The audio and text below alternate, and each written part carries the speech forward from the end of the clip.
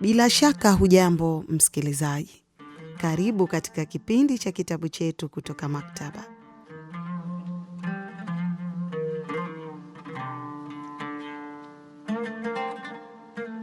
Msimulizi wako ni mimi Fatia Abedi.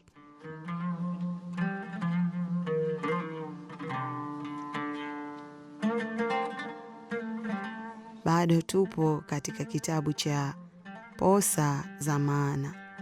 Nitarudia kidogo sehemu iliyopita. Poa moto bibi, Tulia, mipango imebadilika. Sasa wataenda kupima wote pamoja, bibi harusi na bwana harusi. Kwanza itatuharakishia mambo kwani tuna mambo tele ya kufanya. Bi Salma aliingilia kati. Msikilizaji, endelea kusikiliza Posa za Maana.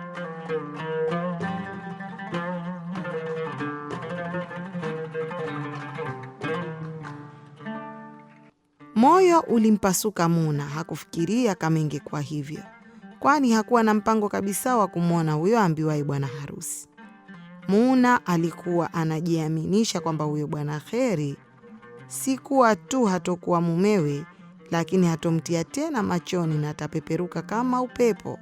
Ile siku ambayo Bisemeni alimchukua kiujanja na kumpeleka kwenye nyumba yake ilimtosha. Mipango ilipobadilika ilimchanganya. Wataenda kupima pamoja na bwana Kheri. Sasa nifanyeje? Niende ama nisende? Nikimbie? Nikajifungie chumbani au vipi? Kichwa kilimzunguka akiwaza na kuwazua, kupanga na kupangua, kama vile kuna mtu mwingine ndani ya kichwa chake ambaye anajadiliana na kujibizana. Wakipima lipi linafaa lifanywe na lipi halifai liachwe. Nyie mkienda huko, mimi nitabaki hapa nyumbani kushughulika. Kisha nitatoka hapo kwenda kwenye kikao chetu, Bi Salma alisema na kumkatisha Muna mawazo yake. Hapo akasikia honi nje na simu ya Bisemeni ikalia. Alitoa simu kutoka kwenye mkoba wake na kutizama nani alikuwa anampigia. Kisha uso wake ukakunjuka na meno yote akayatoa. Huyo kashakuja. Alitoa taarifa huku akipokea simu. Halo, tayari uko nje? Sawa, haya tunakuja. Muna moyo ulimwenda mbio na mara akahisi tumbo linamkoroga. Mbona haraka hivi? Alijisemea moyoni. Ghafla akanyanyuka na kuelekea mlango wa uani. Unakwenda wapi? Huko ndo nje? Bi Salma alimuuliza. Macho yote jozi tatu yalimkodolea. Naenda msalani. Tumbo ghafla limenikorogeka, alijibu haraka huku akielekea msalani.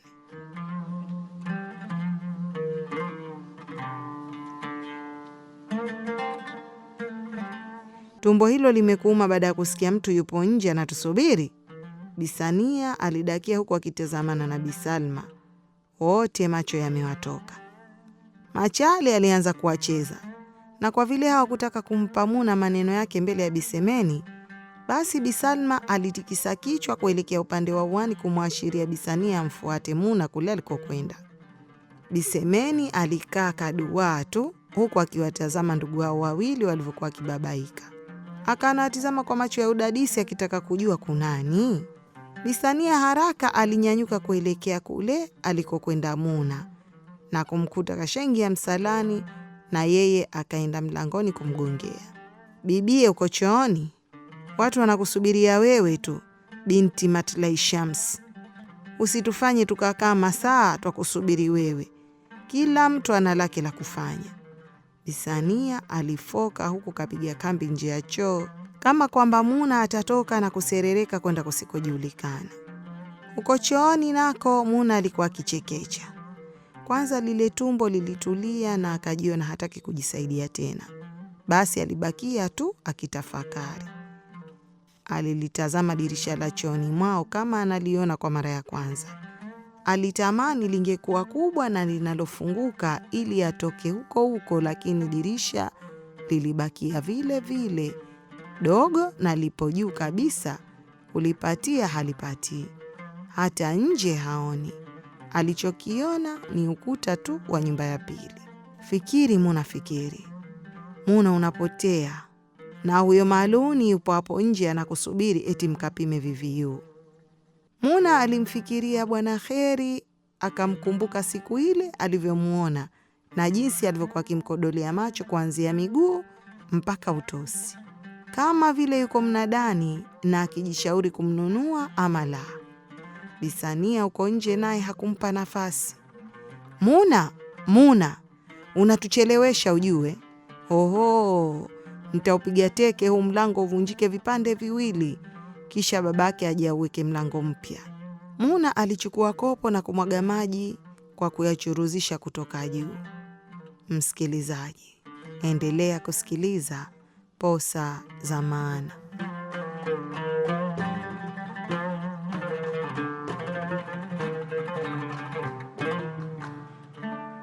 Nakuja, namaliza, alijibu. Kisha akavua nikabu na kunawa uso, miguu na mikono. Alilitazama tena dirisha la chooni kama vile litakuwa limebadilika, lakini bado lilikuwa vile vile kidirisha, tena cha juu kilichojawa na mavumbi na utando wa mabuibui, kwani katika operesheni usafi aliyofanya Bisania tokea aje, basi dirisha la chooni alilisahau. Muna, na hesabu mpaka 10 tu, kama hujatoka umo chooni basi utanitambua, manake naona ustaarabu unataka kukushinda. Muna akaona yasiwe makubwa. Alifungua mlango na kutoka nje, huku macho yake yakimlengalenga machozi na kuyafanya yaonekane makubwa na ya kulegea zaidi yalivyo. Ukifanya amali gani uko chooni mwenzetu? Umegeuka mende, sio? Haya, vaa hiyo nikabu yako tutoke. Bisemeni kishatangulia nje kwenye gari anatusubiri sisi tu. Muna alivaa nikabu yake na hao wakatoka. Watu watulieni hawakuwa wenye kumiliki magari. Ni wachache sana ambao hali zao za maisha zipo juu ndo walikuwa na magari yao wenyewe, na mambo ya magari na kabila zao hayakuwa mambo wanayoyaelewa. Hata vijana kama Muna na Hamdani hawakuwa wakiyajua magari ya fahari ni yapi. Bwana Kheri alikuja na gari jeusi lililokuwa limesafishwa na liking'ara na lilionekana jipya na zuri. Tokea alipofika mpaka kina Muna walipotoka nje, gari lilikuwa halijazimwa, na walipotoka Bisania alikwenda moja kwa moja kufungua mlango wa nyuma na huku akimwashiria Muna aingie. Muna alitazama huku na kule kabla ya kuingia. Alikuwa akisita. Alitamani atokee mtu aje kumwokoa. Alimfikiria Hamdani, kisha akamfikiria Muniri. Bisania alimsogelea karibu zaidi na kumnong'oneza sikioni, hebu ingia huko. Na hapo Muna akanyanyua mguu kuingia garini, huku moyo wake ukisikia vibaya kuliko maelezo, akijiona kama alikuwa ameanza hatua moja kuelekea kwenye nakama iliyokuwa ikimsubiri mbele. Ndani ya gari mlikuwa baridi, hata mtu angeweza kujisahau kama ipo tulieni kutokana na kiyoyozi na harufu nzito ya manukato ilianikiza. Muna alikumbuka harufu hiyo kuwa sawa na ile aliyoisikia siku aliyokwenda Jengeni Nyie na Bisemeni. Alijisogeza upande wa Bisemeni na halafu Bisania akaingia, akawa Muna kawekwa katikati. Asalamu alaikum. Bisania alisalimia huku akijiweka sawa kwenye kiti cha gari. Wa alaikum salam. Salamu iliitikiwa na waliokuwa mbele ya gari, Bwana Kheri na mtu mwingine aliyekuwa kiti cha mbele pembeni ya dereva. Mtusamee kwa kuwaweka. Muna hapa tumbo lilimshika ghafla na ikabidi aende msalani. Bisania aliendelea huku akijichekesha. Hata usijali anti, sisi hapa tungesubiri hata mpaka kesho kwa ajili yenu. Usiwe na wasiwasi kabisa, tupo kwa ajili yenu, Bwana Kheri alisema kwa bashasha zote. Muna alitamani amvamie na kumkabako, kisha amsingizie Shankaroro ndiye kafanya. Msikilizaji, endelea kusikiliza Posa za Maana.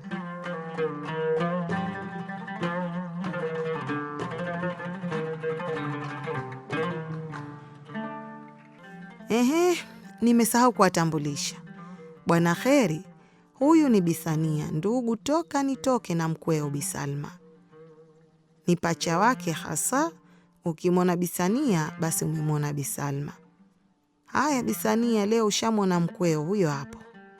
Bisemeni alitoa utambulisho. Nafurahi sana kukuelewa Bisania, mie nitakuita tu Anti Sania, na huyu huku mbele ni rafiki yangu Zuberi, alijibu Bwana Kheri huku akiondosha gari polepole. Tunaenda kituo gani? Bwana Kheri aliuliza, na Bisemeni alimgeukia Bisania. Twende pale kituo cha Mwembe Kibete. Bisania alichagua kituo cha mbali kidogo. Muna aligeuka na kumtizama. Sijui anataka kufaidi hichi kibaridi, alijiuliza. Kwani ingekuwa yeye angechagua kituo cha karibu yao, wakafanya lilokuwa kihitajika kufanya na kila mtu akaenda zake. Muda wote huo Muna alikuwa kabaki kimya na huku moyo unamsokota kwa uchungu. Mara sauti ya Bwana Kheri ilimshtua. Bibie, ujambo? Uko kimya vipi ilo tumbo? Aliuliza kwa sauti yake ile ile iliyojaa kicheko cha chini chini, mbwembwe na bashasha za kibazazi, huku akimtazama Muna kupitia kioo cha gari, japo alichokiona ni macho mazuri tu ya Muna. Muna alibaki kimya tu, hakumuopoa. Hajambo, nadhani tumbo la oga tu hilo, maana aliposikia uko nje ndo lilimuanza, na alikuwa hajui kama leo tunafuatana sote, Bisemeni alisema huku na yeye akijichekesha chekesha uzembe. Muna alitamani kumzaba kibao. Oga wa nini tena? Eti Muna, unaoga na mimi? Unaniogopa sio? Nimeacha kula watu siku hizi, na hata hapo zamani nilikuwa sili pretty ladies. Hapo kicheko kilienea gari nzima. Huyu ndo shemeji yetu? Mbona hata hatujulishani? Rafiki yake Bwana Kheri Zuberi naye alianza. Utambulishwe nini na wewe? Mambo ya kutambulisha na wachumba siyataki, Bwana Kheri alisema kwa utani. Wacha zako hizo. Eti shemeji Muna vipi? Waliendeleza utani wao. Muna katulia tu akiwasikiliza, na huku hasira zikizidi kujikusanya na kujaa moyoni mwake. Zilikuwa kama lava iliyojikusanya, na ikizidishiwa moto mdogo ingeweza kuja juu na kuripuka kama volcano. Hapo aliamua kutowasikiliza wanayosema, kwani matani yalikuwa yanaendelea kwenye gari. Naona mtoto kapanda, mashallah, Basmat. Bwana Kheri, watoto wote wazuri unawapiga jicho. Huyu umemtolea wapi? Zuberi aliendelea na utani wake uliomzidisha uchungu Muna. Msikilizaji, endelea kusikiliza Posa za Maana.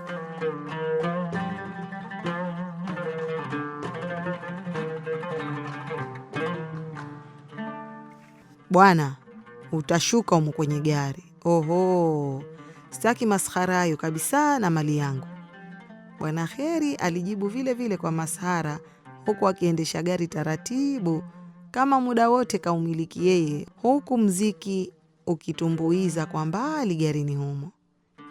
Katika mambo Muna aliyokuwa hayapendi ni kutaniwa, hasa kutaniwa na wanaume kama vile yeye ni bidhaa fulani hivi, na maneno ya Bwana Kheri yalizidi kumpandisha hasira yake. Akaona bora asiyasikilize kabisa, kwani hakujua angeripuka vipi. Kimya kilitanda kiasi garini humo, huku safari ikiendelea. Vipi lile gari la Saidi hukulichukua tena? Zuberi aliuliza na kuvunja ukimya huo. Gari gani lile? Gari lishakongoroka kila sehemu. Wewe ulinisifia nikadhani ni gari zuri, lakini halina lolote.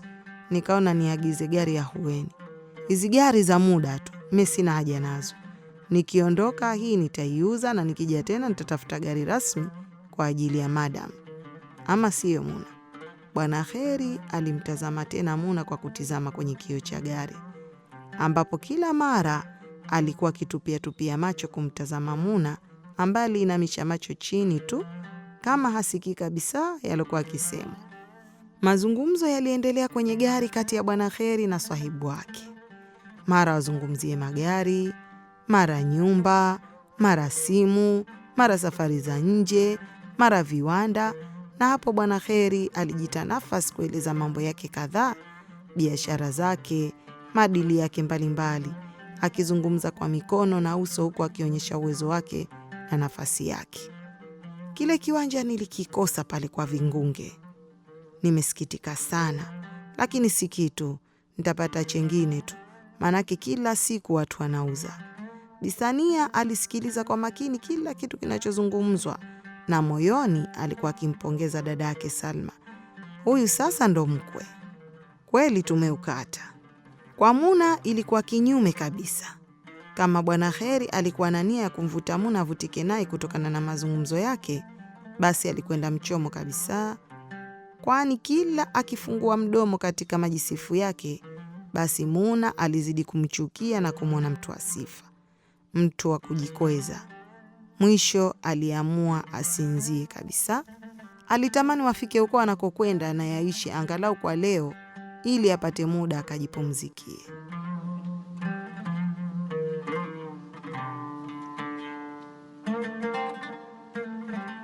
Bi Semeni yeye alikaa kimya, hakuwa na habari ya majisifu ya Bwana Kheri. Yeye alikuwa ameshazoea hayo, na kila Bwana Kheri akiona watu, basi nyimbo zake alizoimba ni hizo hizo za magari na majumba. Bi Semeni yeye alikuwa kitaka yake amwendee, na tayari alikuwa ameshamchuna Bwana Kheri vizuri kwenye hili. Kwani alijua wazi baada ya kupata alilokuwa akilitaka, basi asingeipata tena shilingi yake mpaka hapo itakapotokea tenda nyingine. Na haikujulikana ingekuwa lini kwa sasa, lakini alikuwa amempatia Bwana Kheri mke wa maana, mtoto wa watu, mzuri wa sura na tabia. Katulia, hana mambo ya huku na kule. Sasa kilichobaki na yeye aneemeki. Alifikiria tabia ya Bwana Kheri ya kuwa hapa na pale, mara kamoa huyu, mara kamwacha yule. Leo kamnyanyua huyu, kesho kamtelekeza yule. Na akajiuliza, je, akija kufanya hivyo kwa Muna itakuwaje? Alimfikiria vipi shoga yake Bi Salma atakavyokuwa wakati akija kuwafika ya kuwafika, na yeye Semeni kesha msifu vya kutosha Bwana Kheri. Lakini hakuyapa nafasi hayo mawazo. Nisijiharibie siku. Watakavyofanya kwenye maisha yao baadaye shauri zao. Ndoa ni mkataba tu, na hakuna mwenye uhakika utakuwa mkataba wa milele. Tena wamekubali wenyewe kwa tamaa zao, kwa hiyo mimi simo. Kwanza ndoa ikisha kupita tu, basi urafiki mimi na Bi Salma ndio utaanza kuota nyasi. Yatakayotokea mbele mimi simo. Kazi yangu ilikuwa ushenga tu na sio ulezi wa ndoa. Kwanza huyu Bwana Kheri ana mtindo, wakati mwingine hufika miaka 2 haonekani. Basi hapo itakuwa shauri zao. Wakiachana itakuwa riziki imeisha. Wao hawatakuwa wa mwanzo wala wa mwisho. Hatimaye walifika zahanati ya Mwembe Kibete, na Bwana Kheri aliposimamisha gari tu, aliteremka kwenda kufungua mlango wa nyuma. Wakati huo Muna alikuwa macho kayafunga, kajiegemeza kwenye siti ya gari. Alihisi kama wamefika, lakini hakujua kwamba wamefunguliwa mlango. Bi Sania alijiweka sawa kuteremka, na huku akimtingisha Muna. Mwenzetu umelala hasa? Haya, nyanyuka, tumefika. Muna alifungua mlango na kuangaza nje. Bwana Kheri alikuwa yupo mlangoni, akimtazama kwa yale yale macho yake kama ya kumpima. Muna alishusha macho chini kama hajamuona, na ilikuwa vyema kuwa uso wake kaufunika, kwani Bwana Kheri angeona kabisa jinsi alivyovuta mdomo na kupeleka upande kama vile akitaka kufyonya, huku akiteremka kwenye gari. Bwana Kheri alisimama pale pale huku akimtizama na kumpa tabasamu ambalo mwenyewe aliliona kali na liliwahi kuwateka wengi hapo nyuma, lakini kwa binti huyo bado tabasamu hilo liligonga mwamba. Msikilizaji, endelea kusikiliza Posa za Maana.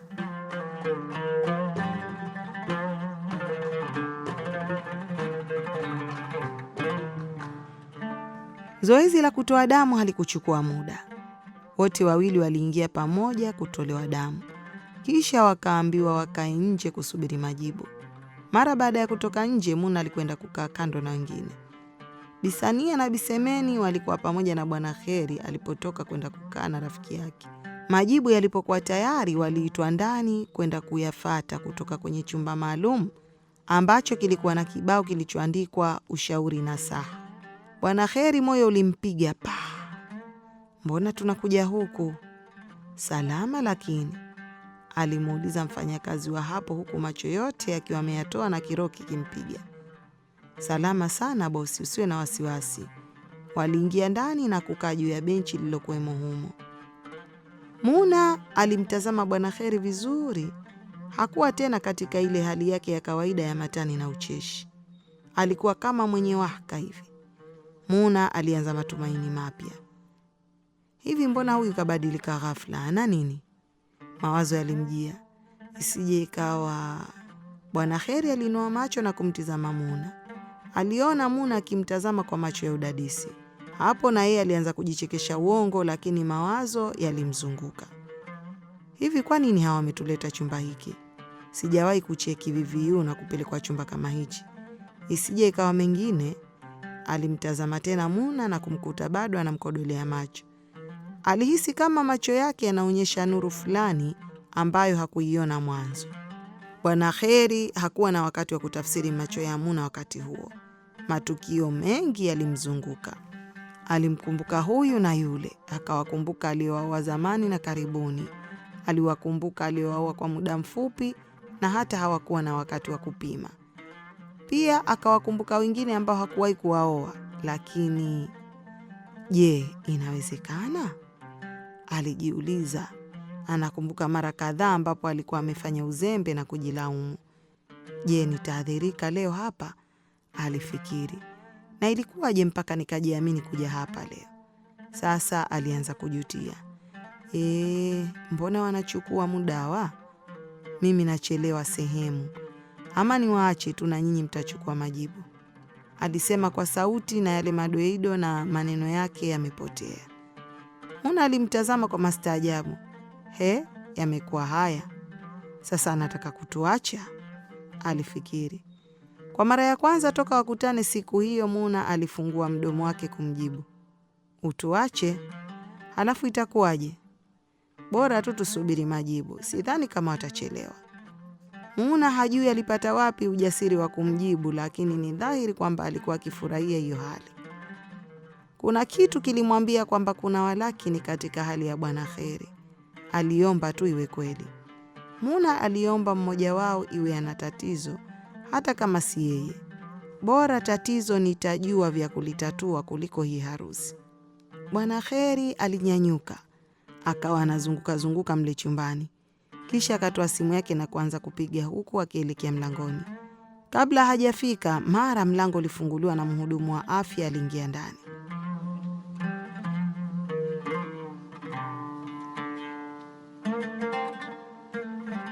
Nilikuwa nataka kutoka tena. Naona mnachukua muda na mimi nina shughuli. Alibwata mara tu baada ya mhudumu kuingia. Samahani sana ndugu. Tulipata dharura ya ghafla. Lakini hapajaharibika neno. Tayari nimefika kuwahudumia. Upande wako hapajaharibika neno. Lakini upande wangu pashaharibika. Tungo nzima wachilia mbali neno. Ndo maana hatuendelei kwa hali kama hii. Tumesubiri hapa zaidi ya nusu saa. Bwana Kheri alibwata. Huyu vipi? Naona anataka kumalizia wasiwasi wake kwa huyu mtu. Muna aliwaza. Kaa bosi, kaa kitako. Shughuli hii haitaki haraka, alisema mhudumu kwa bashasha kama aliyekuwa hajatolewa maneno. Alikwenda kukaa juu ya kiti kilichokuwa nyuma ya meza na kisha kufungua jalada ambalo alikuwa kaja nalo. Alitoa miwani na kuivaa, kisha akaanza kuangalia karatasi zilizokuwemo kwenye jalada. Alitizama moja kwa uangalifu, kisha katizama ya pili. Kuna nini? Tuambie tupate kuondoka. Bwana Kheri alikuwa akifurukuta pale kwenye kiti. Kitako hakimweki. Wewe ndo Muna Mhudumu alimuuliza Muna bila kumtizama usoni. Macho yake yalikuwa bado kwenye karatasi hizo.